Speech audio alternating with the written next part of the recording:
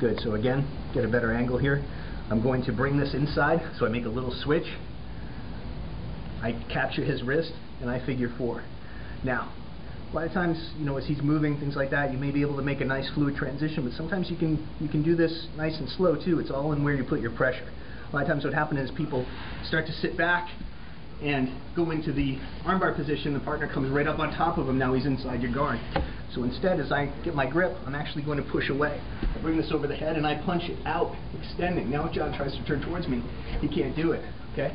So I'm actually using his effort to come into me to release my bottom leg. So press here, starts to come in. I'm just making my switch, I come up, pressing. My hip's up against him, but I'm not creating slack where he can bury that elbow in towards the mat.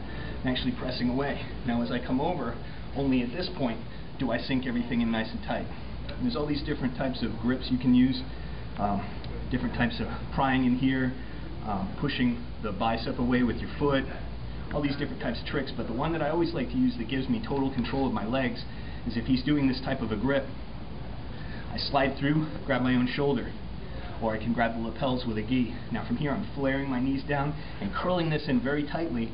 Now I can start to go in here, so I'm actually going to grab his elbow and pull it to me rather than trying to pull this arm away. I want to cinch everything in together. Now look what happens to his wrist. Okay, all I need to do is slide along that thumb and wrist line, capture that, and now from here, as I start to go back, now I go to pinching and curling tight. Everything very tight for that. So one more time.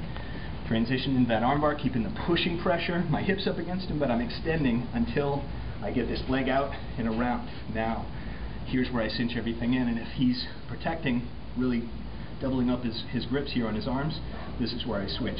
Pull everything together, and I just work that down until I can get underneath that thumb. Now I switch from here and come back.